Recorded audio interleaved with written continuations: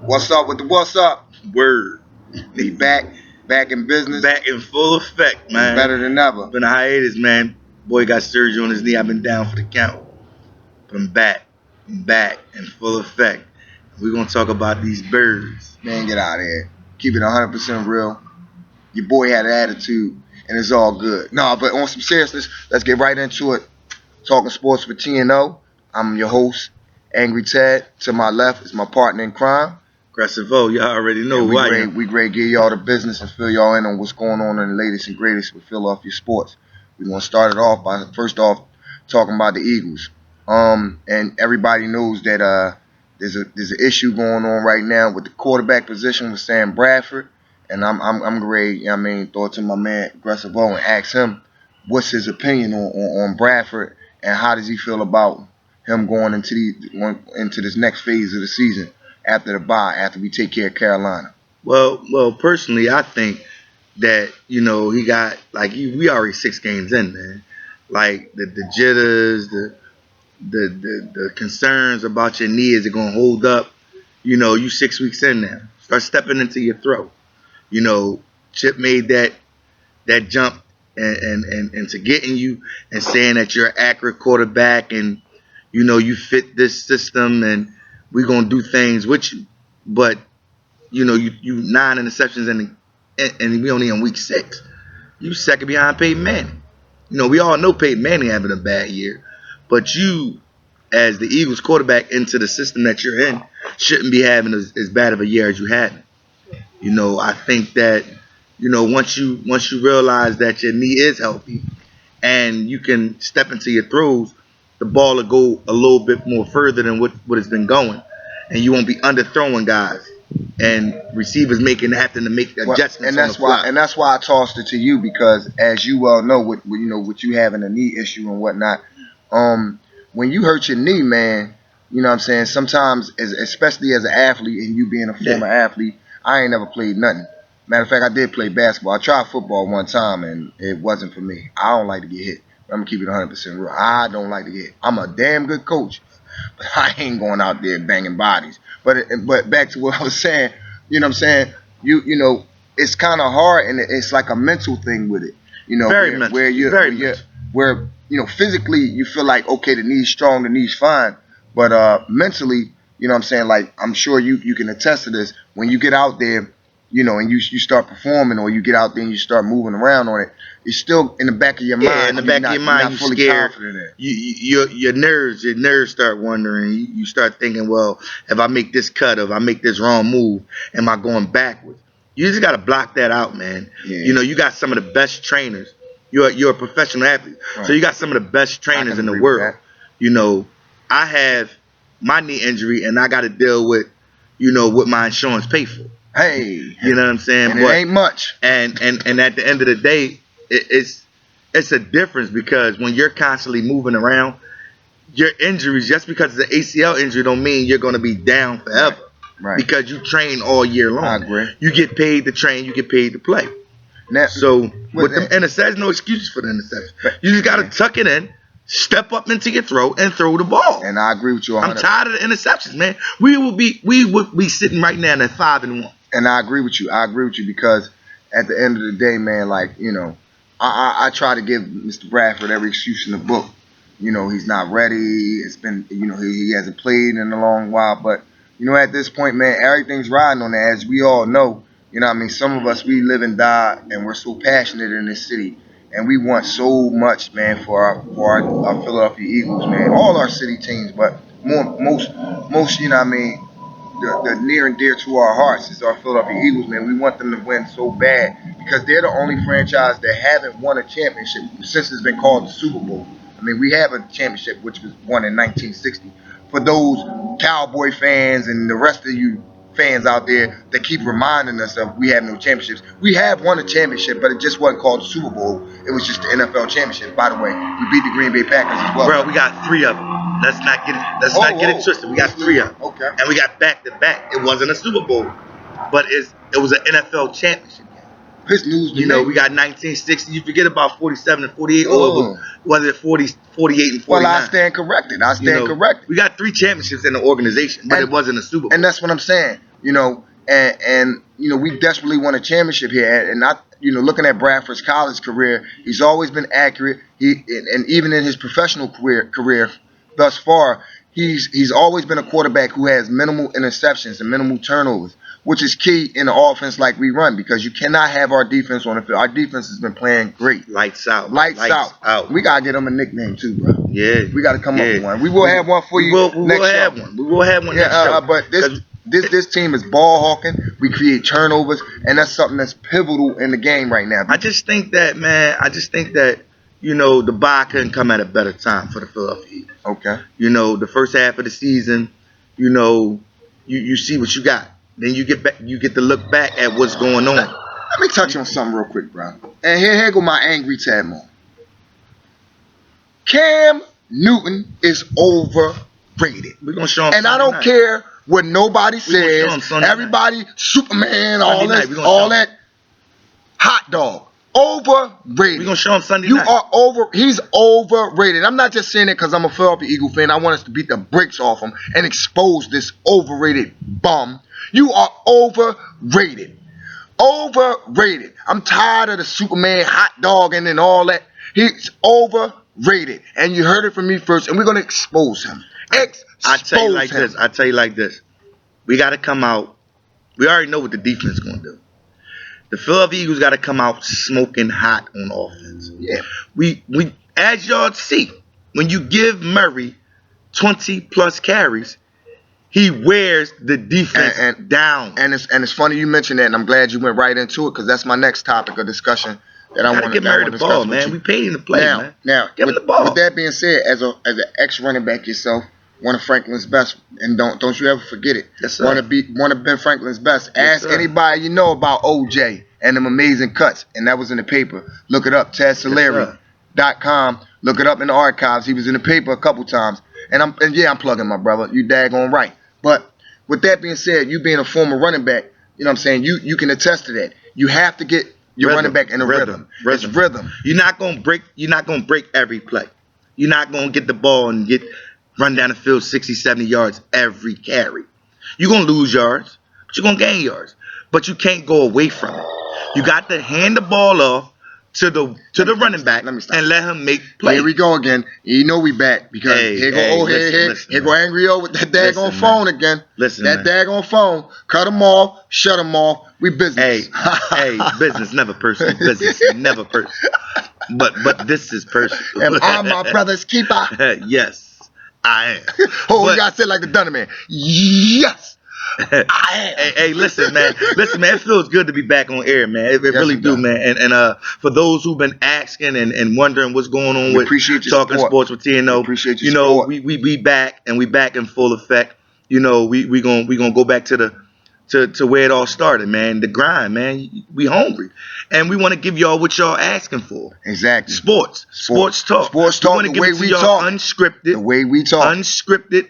Not looking at a prompter or nothing. We're gonna give it to you from here. From the heart. This is where we give it to you from. Real Because at the end of the day, we are fans first. And with that being said, we're gonna jump right back into this DeMarco Murray thing. You know what I'm saying? With the rhythm, you have to get the running back rhythm, man. And in order to establish that rhythm, no matter, I know people say it's like running your head into a brick wall, but with the pace and the speed that we run our offense, if you continuously run the ball and mix and match and use the three-headed monster, like it's supposed to be used, then we can get the defense tired. See, what people don't understand, Ted, is that in the later months, these November, December games, winning games, you need that run. You need that run game. It's going to count. And that's where we're going to spank people at.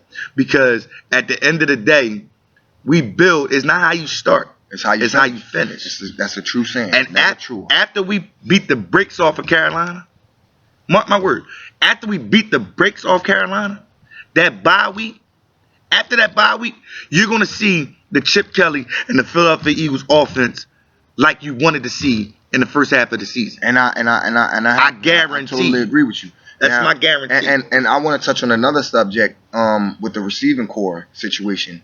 And I've been thinking about this, man, and it's been kind of going back and forth. It's time to put Jordan Matthews on the outside. Yeah. It's time to put him on. I understand we want the big slot receiver. I think you need to switch places and put Josh Huff in the slot and let him work his magic since he's able to get the ball and make plays after the ball, that's after where the I catch. disagree with you. Okay, That's well, why I tell me disagree with why you. then.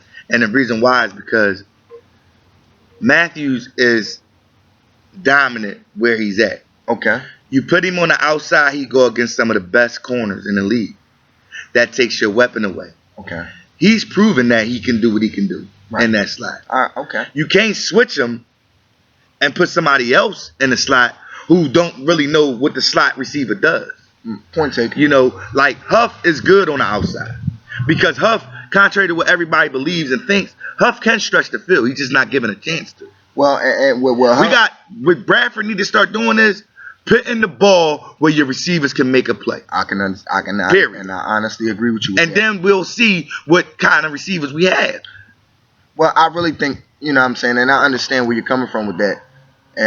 But at the same token, you know, you got to put guys everywhere, man. Like, you just can't be stagnant and stubborn to say, okay, this is my slot receiver. And we've been running a lot of 12 personnel, which, ladies and gentlemen, if you do your research, that's 2 tight ends and 2 receivers. You know, which basically helps the run game. Yes, sir. Because now you have both your tight ends, and it helps the pass game as well because you're able to put the quarterback in shotgun or put him under center and give that option to the quarterback. You know, it's not just, you know, 4 wide out, spread them out, you know what I mean, type of run and shoot type of deal.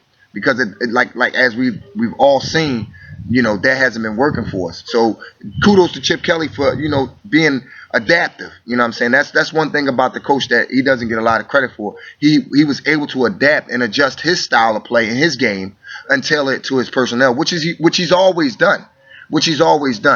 And with that being said, I'm gonna go to another position, man, that might not mean nothing to nobody, but Caleb Sturgis hit 4 for 4 on Monday night. Thank God. As long as he keep hitting them, he all right with me. Oh, hey. Because guess what? The moment you miss a crucial field goal, your job is done. You're getting ran out of town. Because at the end of the day, you got to make those field goals. And you got one job to do. 3 points. 3 points is better than no points, man. Yes, it is. And on any level of the game. But when you got a defense that's playing the way they playing, man, you know, it goes without saying, man. These guys are hungry. Well, let's go on. Let's with that being said, go on the other side of the ball, and let's touch on right now my MVP of the defense, man. I know everybody's been talking about Fletcher Cox. Actually, I have 2 MVPs actually. The safety position. While nobody's gonna make us forget ever about the Wolverine, the greatest evil safety in my time, and I'm going to say that because we've had some great ones. We had Wes Hopkins, Andre Waters. He's probably the best safety that the Eagles have had in a long time. We haven't seen the consistent safety play as we've seen. Walter Thurman is a ball hawk. He's always around the ball. And kudos to Malcolm Jenkins as well. Finally got a pair back there. You finally got a pair. Got a pair that you can work with. And the whole secondary as a whole. They haven't been getting up the deep ball. They've been making plays. They've been creating turnovers. And basically, you know, aside of Odell Beckham's touchdown on Sunday night. They've been shut out again. Once again, the blackout, baby. The blackout. Monday night. The blackout. But, I mean, I like, hey, man, you got to get Jordan Hicks his props, too, man. Yeah, definitely. A rookie stepping in and playing the way he's playing, and you know what? That depth at linebacker means a lot, and I respect that because at the end of the day, you're only what your mind allows you to think. If you go in and say, I'm a rookie, I'm not supposed to know nothing, that's how you're going to play. But this guy went in confident in his ability to play the game, and he's basically stepping up for us in a time. Shouts out to the old man, too, D'Amico. Oh, no doubt. Mufasa. Man, his leadership, man. His leadership on the field, it showed. For those of you coming back from the injury that he came back from, people counted him out. We didn't went and got, you know, Kiko Alonso, who we have yet to see at his Pro Bowl level that he was a couple years ago. Can you imagine what's going to happen when you get Kendrick, you will see. You get Kendrick. Back. You got a linebacker. We got the depth at linebacker that got to be enviable to other teams. I'm gonna ask y'all this question, people. When the Giants won their Super Bowl, was they clicking in the beginning or did they get it together at the end? Good question. Eli, in fact, Eli threw.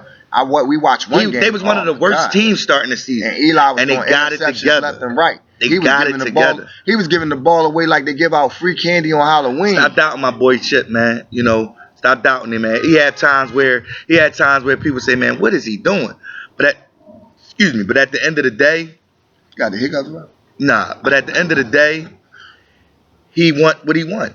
And it ain't about what he calling. It's about execution. You already know. It's about execution. We are bipolar fans by nature. Yeah. We just want the best out of our teams. Yeah. When you don't do good, we're gonna let you know about it. When you're doing good, we're gonna cheer you and we're gonna support you on until it's over. But with that being said, let's go right into it, man. Let's get on this Sixer talk Wednesday night at the Boston Garden rivalry coming up. That's a win for us. That's a win. Okay, and you know what, something, man, and a lot of you might not agree with this, and that's fine. I see the Sixers shocking a lot of people this year, and here's why. Jahlil Okafor, man, right now, man, child. I'm gonna tell you right now, man, this kid has the capability of being special in this league because the day of the big man He's proven it, seems to be fading away. Again, like I told you early in the game, you check our earlier episodes. A lot of teams it's a copycat league, and a lot of teams see the Steph Currys and the Golden State Warriors without the big man, and you think that's the way. Well, everybody catches lightning about. Not saying that Golden State team wasn't good, but I just don't think that you can win without a big man. You need a big coming man. up. Like as the years go by, that big man position is going to be a dominant force because at the end of the day, once you can't shoot no more, you got to bang down low, and you ain't got nobody to bang down low. You're going to keep kicking it out, and they not making it and getting rebounds and stuff like that. It goes without saying. You need that big man presence. And again, on touching on that, Oak Tree, and I gave him that nickname, Oak Tree. By the way, you can see the maturity in how his game is, and on and off the court. Mm-hmm. You know what I'm saying? Like, you see his maturity, and I had a chance to watch the highlights of the Knicks preseason game, and you can see the chemistry between him and Noel coming together, where Noel's the athletic power forward, you know what I'm saying, trying to groom his game, and he's developing that 15-foot jump shot, which is going to be a vital asset with Okafor, because you got Okafor grounding and pounding you down low, and then you got Noel being able to step back and hit that 15-footer. The only question that we have coming in the season, Angry O, and I want to touch on that with you, is the point guard position. Aggressive, man. Get my name right, man. No, I keep calling you Angry O. Get my name right, man. It's been a long time. I shouldn't have left you. But back at you. I'm aggressive, man. No, but for a reason. Hey, come on, man. But listen here, man. We are going to be fine. Like you said earlier, we're going to shock a lot of people. And that's what I'm saying. I see the Sixers. I said it when we first started this thing, we was going to be 8th seed. I'm starting to rethink that. Why? Because watching this team and watching what Brett Brown is doing, he's really developing the chemistry. So you think they could be higher than the 8th seed? I think they can be 6th, 5th, 6th seed. Wow. And really you know do. what? And that might happen. If they play to their potential, right. Because at the end of the day, you lace your sneaks up like I lace mine up. You put your uniform like I put mine on. The heart is about this. Passion. It's about this. The passion. They're gonna put some behinds and seats this year. And this is the thing. You got the point guard position, which I want to touch on, where you got Scottie Wilbekin, Isaiah Cannon, Pierre Jackson. Mm-hmm. You got two guys hurt, and Tony Roten and Kendall Marshall. I mean, it's like a battle, and that's one of the key. But that's positions. good. When you battle, that means you make each other better. Right on. Only two can start at one time.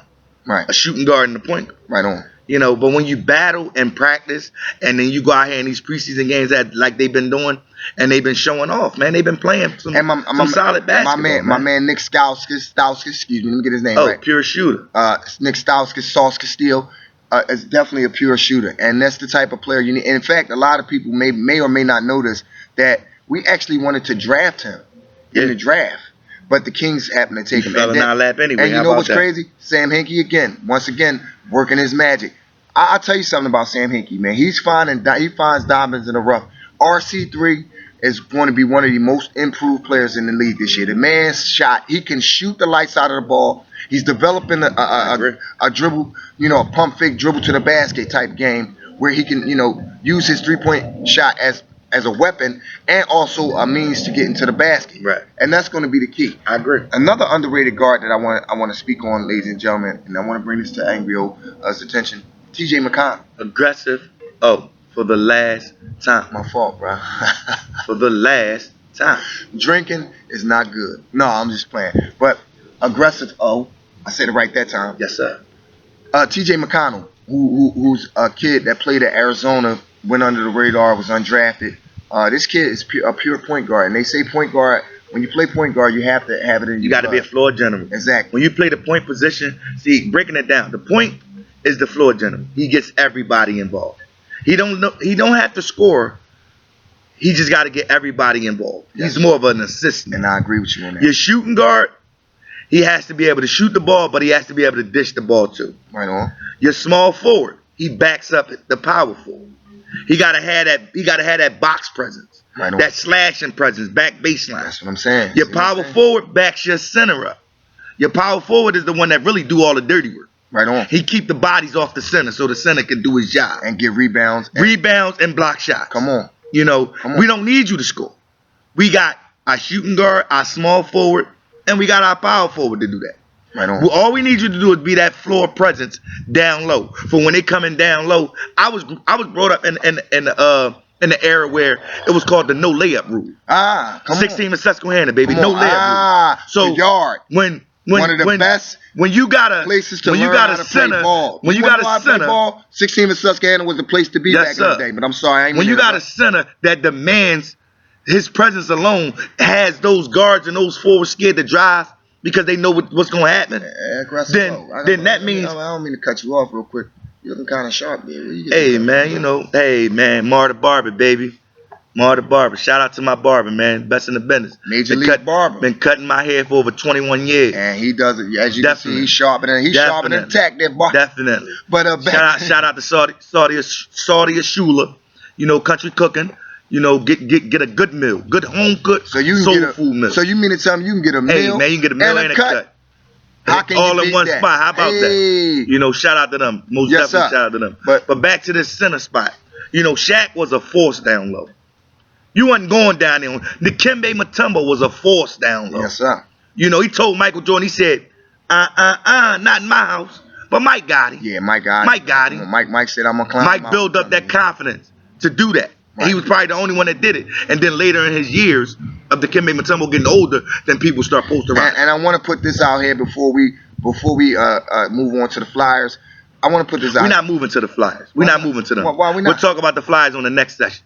Right Why? now, we'll talk about the Flyers on the next session. Come I'm on, not man. talking hockey. Because I'm a hockey fan. I'm talking. No, I'm a hockey talking, fan, dog. No, man, no. Okay, Well, I'll talk about let me the get Flyers. angry, Chad. It's just 2 minutes. of I'll fame. talk about the hockey. Talk about the ice. The Flyers just had a major win this week in Boston. Comeback, Claude Giroux, the captain, came up big for us, scored 2 crucial goals, 1 in overtime and 1 in the third period. Also, Wayne the Train Simmons also scored a key goal in that game to bring us back from a 4-2 deficit. And give us a big win in Boston to start the trilogy. Well, actually not the trilogy, the double bubble was about to happen. You know, with them beating Boston in Boston, and then the Sixers going up there and stomping the Beantown Celtics on Wednesday Hey, night. don't forget the Philadelphia Eagles played New England Patriots up in there too. So that might be a sweep. That might be a Boston sweep, baby. Get the Boston Beantown. Yeah. Cook baked beans. But in closing, man, you know, like, you know, with people, you know, they got a tendency to have their own agenda. But at the end of the day, when you come back for a positive note and to give the people what they want to hear, man, and knowing that your voice is heard, you know, over the airways, out and about, that Talking Sports with Tno will be forever branding in people's mind when they see, because we brothers at the end of the day. And one of the best sports blogs in the business. And we're going to continue to be brothers. But when we talk in this sports, as you can see, that's why he's angry and I'm aggressive. Because we go through it. But when it comes to this sports thing, man, we're dedicated and passionate about what we do. Thanks for the support, y'all. We love y'all. Continue to support Talking Sports with Tno. We'll get back at y'all.